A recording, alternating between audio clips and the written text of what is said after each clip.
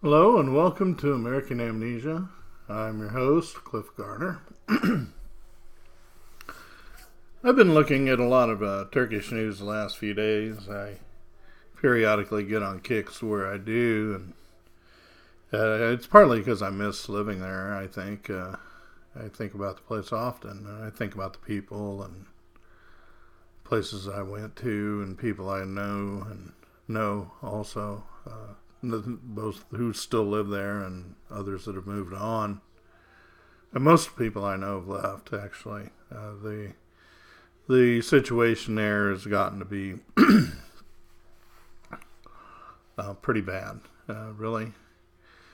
Although, his true believers think it's good. They're driving out foreigners and they're beating up foreigners and they're feeling their Wheaties, actually. Shroud heads with their swearing the oaths to the death for Mr. Erdogan. And they're carrying around their knives from the meat stores and stuff. It's just... you see it and you kind of get to the point where you just kind of go, well, they're a bunch of idiots.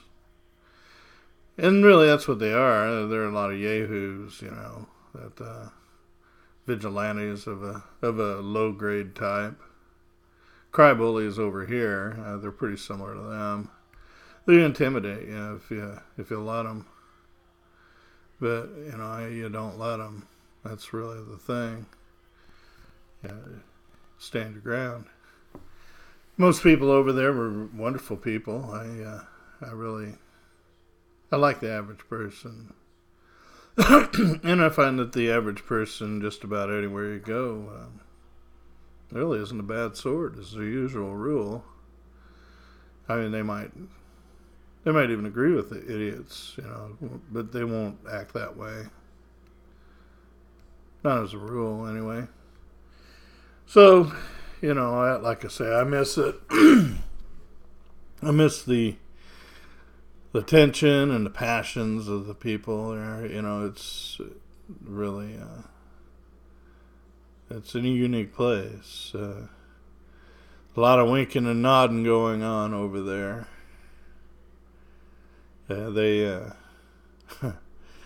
They say one thing and do another quite often. That's human nature, and they accept it. Now you get a fanatic like Erdogan. He doesn't want to admit that human nature takes its course. He wants to create that righteous generation and fulfill the apocalypse. That's what he's trying to do. Matter of fact, he and Fethullah Gulen, that was their original plan, was that they were to, by bringing a sort of leaven, I suppose, a religious leaven into society by their political stances, that they were going to attract to them that core that would that raise this generation, that would maybe not they raise the generation, but they themselves would raise that generation. That's what they were seeking to do. They weren't worried about the parents doing it. I think they were probably thinking in spite of the parents. And any rate, they cooperated very well. And they did a very effective job. And for a long time, it was like they were complementing one another. And Gulen was an educator as well as a religious leader. And that was really where he put a lot of his focus, was in education.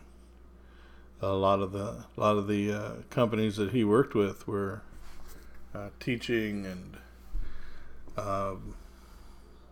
charter schools. Well, over here in the U.S., I mean, he's got a whole bunch of charter schools, and it's rather controversial, like some of the things they've pulled as far as it goes. I mean, they're bringing bringing people in as opposed to hiring people from here. It's so they can pay them less, which is really kind of a scandal over here. Although they keep covering it over, with sweeping it under the carpet kind of thing. But that's what he has done. And then sometimes in certain parts of the world, actually, his schools have been exceedingly good. And they've been the best, some of the best PR, I suppose. I didn't want to say propaganda, because that's no longer the case because of the divide between the two. But they were the best PR for a good long while for Turkey internationally, because of the quality of the schools and really just the interaction between the schools and the areas in which they were operating, especially in Muslim countries. They were doing a very good job in Africa, Nigeria, and areas that they were the better schools there, and they were teaching a kind of a, Gulen's basic theological stance was actually a fairly liberal form of the Sunni, but I don't know if I want to say Hanafi. I don't think it was quite that. It was basically Sunni with a mystical bent, a little bit of a nod towards the Mevlana, which you would call the Sufists. But they I don't think you would consider them full-fledged Sufi. They were.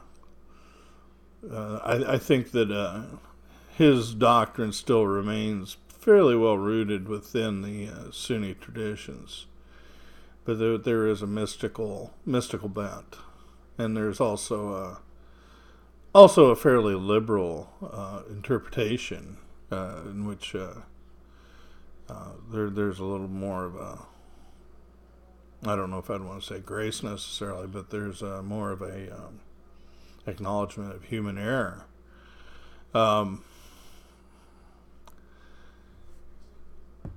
Gulen is really a hard person to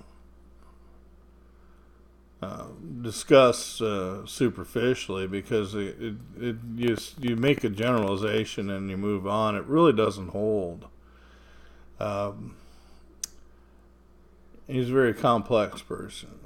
And what he did, he did take the lodge concept from the Mevlana, that he applied it in ways that were not only unique, but I think a lot of us in the West would also recognize as cultish. And the reinforcement that came from that comes from this because it's a kind of communal arrangement, especially with men that go from one place to another, and they stay with the group, and they reinforce each other in their faith and their beliefs and stuff, and not like all that's bad. But there's definitely a double edge here, and there's some issues in explaining that without it sounding as sinister as it could, or as innocuous as it could, is not to do it justice. I mean, it really is a complex matter.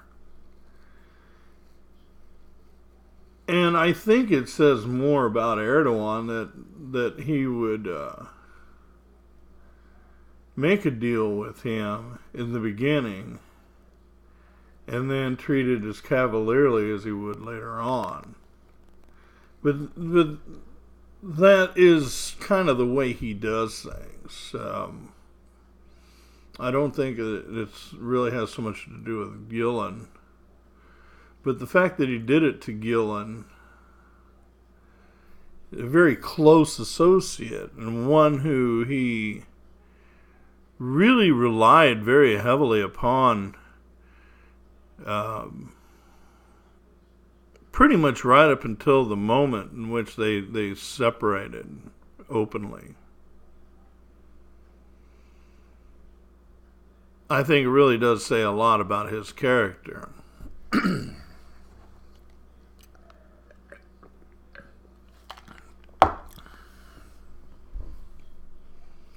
And he had other factions that came together in the formation of the AKP. And that has a lot to do with how it developed from the earlier parties that Erdogan and Gulen and the others were involved with. I mean, they came from different areas, and you had people like Gil, who was pretty much a religious conservative too, who also had his own following. I mean, he's ended up becoming more and more of a Republican in the process of gaining power, and I think you could say the same thing about Shimshek, who was also another key founding member. But you had also Davutoglu, who was an academic. He had this vision of neo-Ottomanism, and they embraced it. They embraced it, but they didn't. But all of them didn't come from that angle. You had others like Babajan, who were mostly they were looking more at an economic conservatism that also addressed certain disenfranchised groups, which included religious people. One of the problems in Turkey, and a lot of people in the West really don't get it, is that because of the way the establishment worked over there, the army took upon itself to be the upholder of modernity, excuse me. And this modernness that they were backing up was essentially a Western-friendly, liberal veneer, but it was backed up with the firepower of the state and with a very rigid and unbending social structure and strata. You know, it was multi-layered, and it was centered upon a group that they continue to continuously contemptuously call the White Turks, and these were liberal, westernized people who they wore mini skirts, and the men dressed in the Western fashion. They would be clean shaven. They listened to Western music. They ate McDonald's. The whole Western thing. Drive a fast car and all this kind of stuff. That these people, that were the backbone of it. They formed this elite. And it was an economic and cultural elite that denigrated the average person and did not respect them. They were a bunch of superstitious religious idiots as far as they were concerned. And that I think the West would recognize themselves in them But they wouldn't like the fact that they were so anti-democratic. Not only that, they were even, at a certain point, willing to cave in the republic in order to suppress their opposition. And I don't think that the West sees that in themselves. However, a lot of us do recognize them when we see them. I did. And there was a certain faction of the AKP that was not really interested in Muslimism at all, or Islamicist type teachings at all. They weren't interested in that, the politicizing of religion. But rather, they were more interested in the enfranchisement of the average person into the system, and into the republic, actually. And that's a lot of whom Erdogan left behind when he actually lost a step just a couple years ago, and almost allowed the JHP and the MHP and the HDP, the HDP, which is the Kurdish party. Had they put their differences aside, they could have taken control, and they didn't. They blew it. And so when the coup came along, it really didn't matter who does it. The one who benefited was Erdogan. Cui bono? And we know that answer. Erdogan did benefit. I would say he was also the one that stirred it up. I think that's a pretty fair guess. Most of the people within Turkey seem to think so. But I've been looking at the news there, and Kılıçdaroğlu talks about the coup night. He's also being accused by Erdogan as to being complicit with the coup. Well, actually, I would say it was probably the deed of the MIT. They probably found a few people that would be willing to do the deed, and with a little encouragement, and so they did. There's a joke in Turkey, and it goes kind of like this: the MI5 and the CIA and the MIT agreed that they would have a contest, and they would that whoever found and brought in a giraffe first would be the winner. And this is in Africa, of course. So MI5, they lay a trap and they catch a giraffe pretty much right away. They come right back, strutting in. Yeah, all right, mate. And they bring their giraffe in. A few minutes later, the CIA, they come in too, just a little bit later. And then they wait. And they wait. And a day goes by. And another day goes by. And a third day goes by. And before the fourth day arrives, coming out of the forest, a lion, right? He's dazed. And repeating over and over, I am a giraffe. I am a giraffe.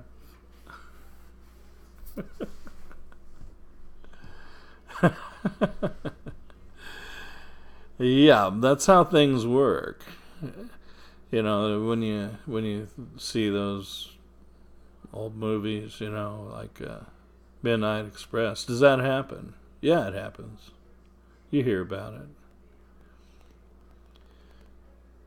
The Turks don't really like that very much, but that's what the government does.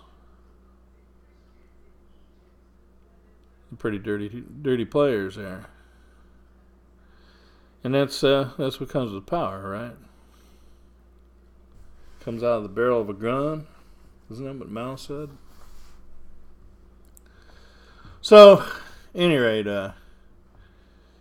that whole white Turk thing, it was something that the average people resented, and so when they voted in Erdogan just to get those people out of the way, move them aside.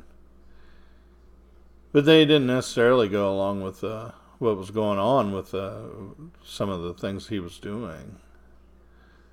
And Gül was president for a good while. He was actually a pretty good one. He was beloved even. And then Erdogan, he was the prime minister after. Not at first. I think he had to wait for legal reasons actually. But he was the head of the party, and he couldn't stop violating the law. He was constantly, as prime minister, he was using all the organs of the state to promote his party. See, party was not supposed to be the main focus of Turkish politics, and according to their constitution, as they had it drawn up in the 80s, that the presidency in particular was supposed to be above politics. The prime minister, he could get involved, but they weren't supposed to use all the organs of the state for their own just because they were the ruling party. And they did. They violated those rules just terribly. And we can understand some of the paranoia maybe that Erdogan had as he rose to power, because he'd gotten placed in prison earlier for violation of separation of church and state, or not church and state, but religion and state. In their constitution, it's not only enshrined in there, but it had been upheld in ways that we would probably find a little bit draconian here in the States. And we'd probably not necessarily agree with them. It's almost like you almost couldn't say you were religious and be in politics. It was pretty well verboten, And there were attempts to by the deep state to do in Erdogan. But there was a point where it went past.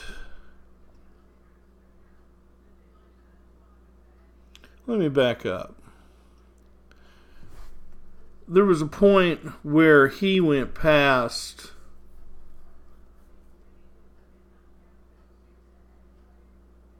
actually prosecuting what should have been crimes, to where he was putting things. The shoe was going on the other foot, where he was actually using the deep state himself to persecute his opponents, and that came at a really kind of a weird point. I mean, it was almost, while I was there, it was almost indiscernible, where it went from being one thing to being the other. Because as I was there, this process of him fighting against the deep state changed. Its nature changed as we were sitting there. And this, I'm going to have to dig up some more resources on this. I didn't even plan to go here. But the thing is that this is really a kind of a key aspect of what I saw there. And this almost imperceptible switch was very strange. You see, there were a lot of coups that had occurred in Turkey, and the last couple attempts at it were failures, including the last one. The last one was a terrible flop. And there's people going to prison and being shot and everything else over this. And the ones before weren't quite as good at all. And Erdogan was on the receiving end for a while there. See, that's why I don't believe that he was the victim in this last case. And that's why a lot of other people don't believe it. Because the deep state's nature had changed. And it was probably, I'm going to guess about 2012, maybe 2011. And it had a lot to do with the MIT going from being against him to being for him. And part of that was, part of it came from him weeding people out and putting people in. There's no doubt about that. But there's also something to be said for success. And he succeeded and succeeded and succeeded. And nothing succeeds like success. I mean, I think people started changing to his position slowly. Just kind of like the way the general or the military in Iraq by stages became more and more acclimated to the Sunni side of the fight, with ISIS and Al Qaeda, eventually coming over to that side to fight against the Shiites.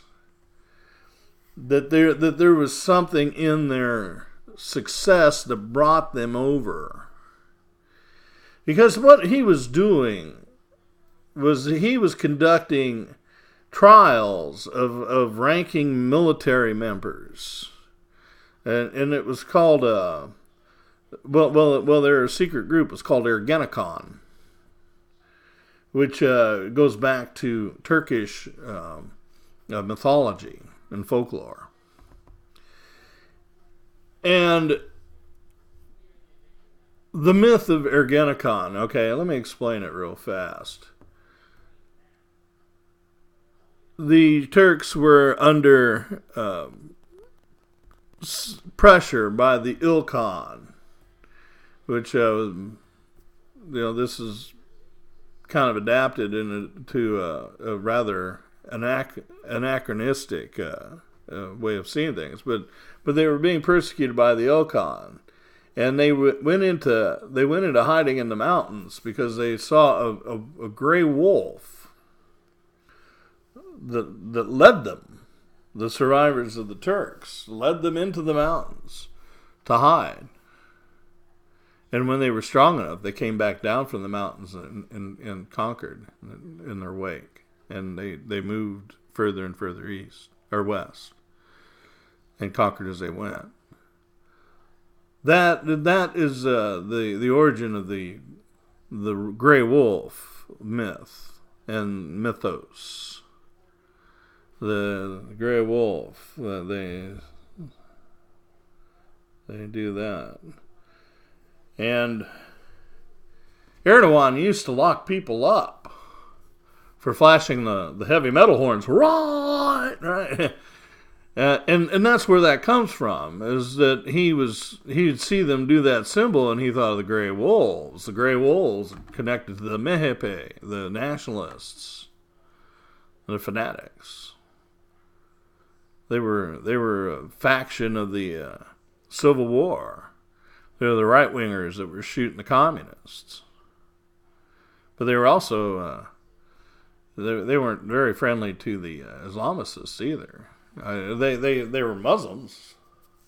Just about everybody in Turkey is Muslim, right? Even the ones that become other things and don't talk about it. A lot of those. But the thing is that that symbol is very deep in the culture. It's ingrained.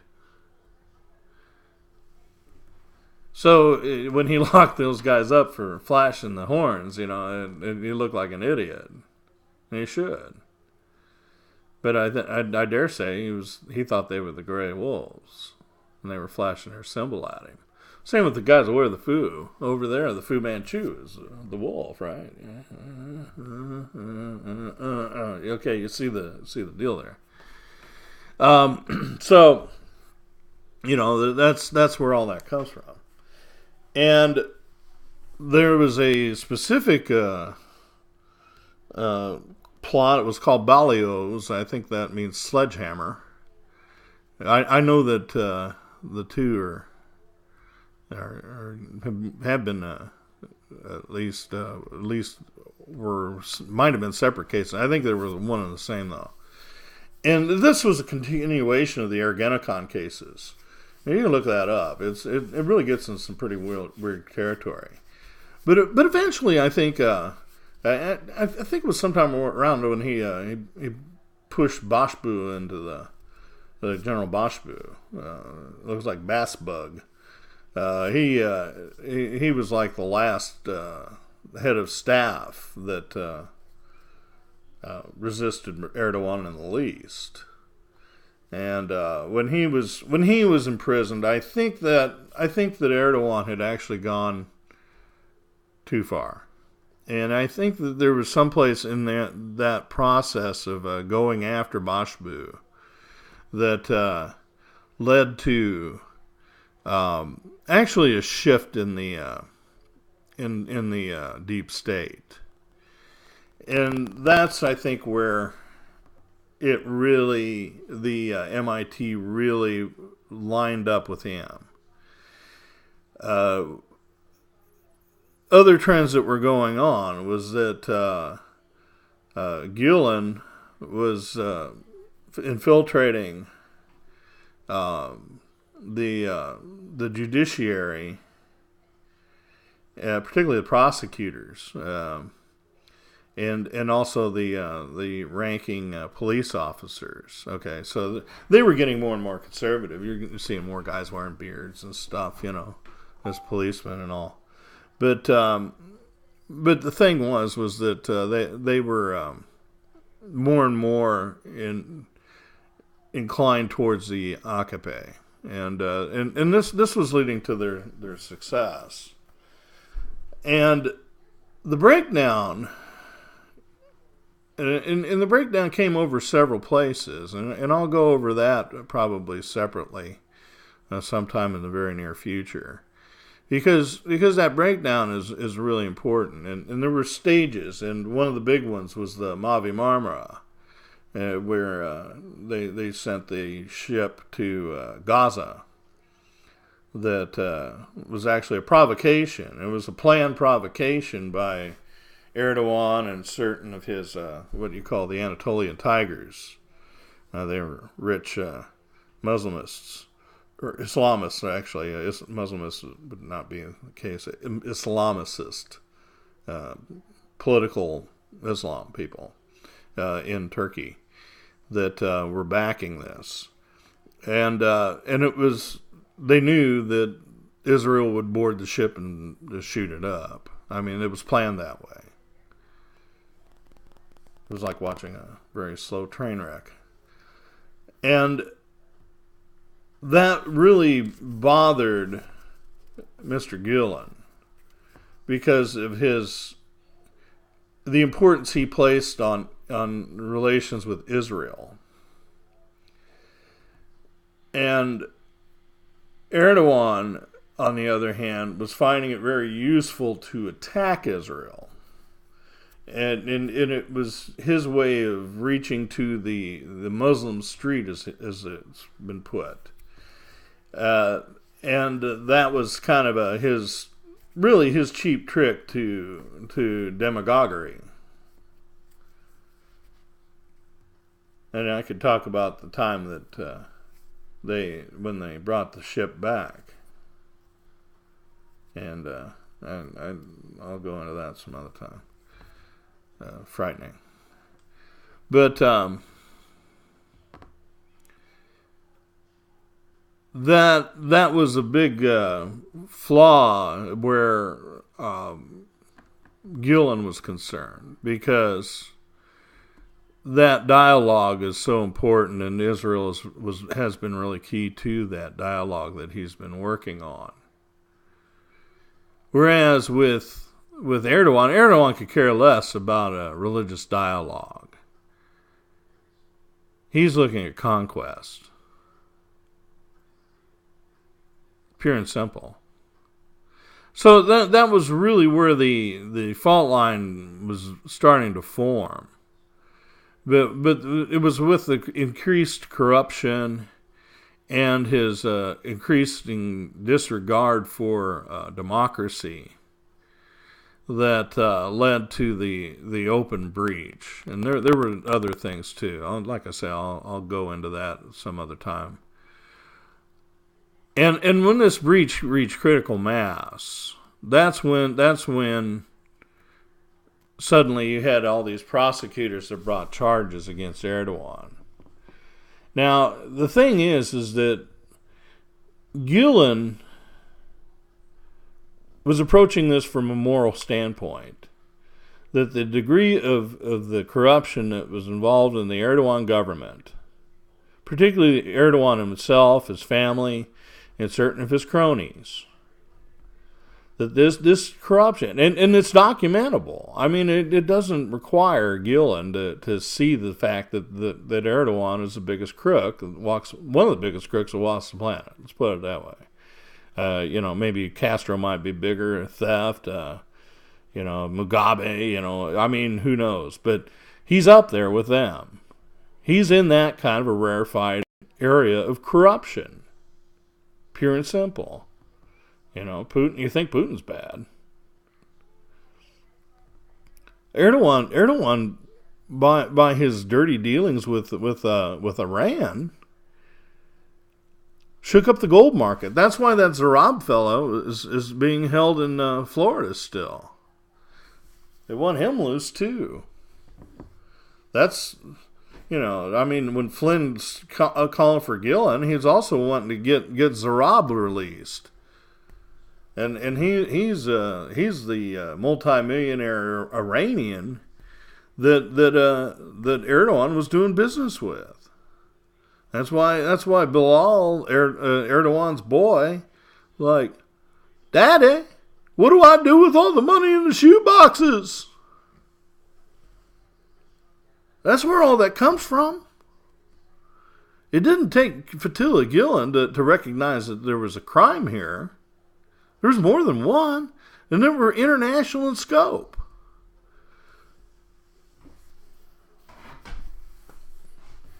But, Erdogan got away with it because Obama wanted to make the deal with Iran. Gee willikers. Who better to talk to? Somebody that's been profiting them, right? Although the Iranians said there were certain criminal people that committed crimes in the process who were executed. See, they weren't going to put up with it on their end. Okay. So, they're mullahs, they're religious guys, right? Just like Fethullah Gulen. They see moral flaws like that, and they get a little bent out of shape over them.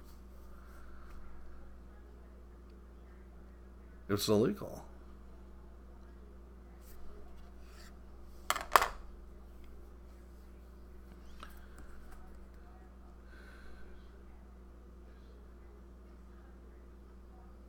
I remember all that going down.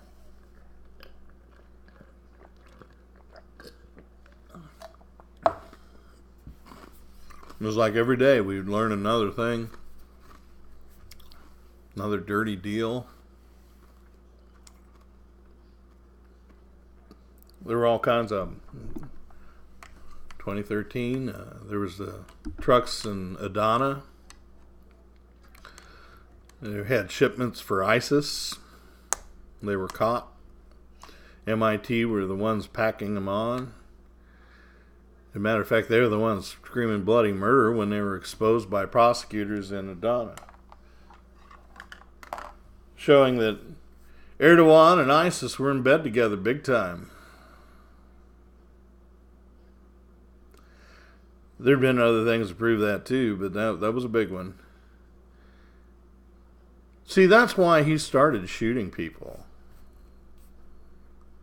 And gassing them on the streets and sending the water cannons after protesters and stuff. That's exactly why. It wasn't just Gulen. And he's trying to get rid of this JHP, the Social Democrats. He doesn't like them. He'll work with the nationalists. The nationalists are in bed with him now. They're trying to pass the changes in the Constitution to where all power from the Prime Minister office is merged with that of the presidential office. He's got that huge palace, silly behemoth that he has built. And he built that deliberately where he did. That was in a forest preserve that goes back to Ataturk's time. That's a big in your face to all of you Kemalists. Big time. But, politics is perception, right? Ataturk's been dead for how long? People have been manipulating his memory for decades, And what's left of his actual legacy is really kind of hard to judge at this point.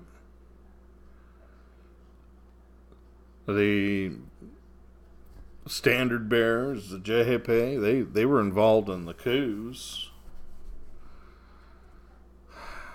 You just don't have any innocent parties there. There's blood on everybody's hands. And, the White Turks aren't the only ones that have played a dirty game. They all have. And they all do. There's a handful of people who were hoping to democratize the system that getting screwed over by everybody. But nobody's going to stand for them. Real shame there. Actually, they were a big moving force behind what good was coming out of the AKP. And they were doing a fairly good job when I got there. I got there in 2008. The economy was good. And Ali Babajan was talking to Syria and Israel and getting them to come to agreements. It was amazing. Babajan was a real genius there. Hard to say what he's doing now. He's probably semi-forcibly retired, and shoved off to the side. But he was the genius behind the economy turning around the way it did, and he kept it from collapsing. Although Erdogan, if he has his way, he'll break it. He'll break it. He'll break everything. He'll break everything. He'll probably end up breaking it all in Israel. You watch. Once Syria's out of the way, I think that's probably next on his list. Keep an eye on him. Until next time.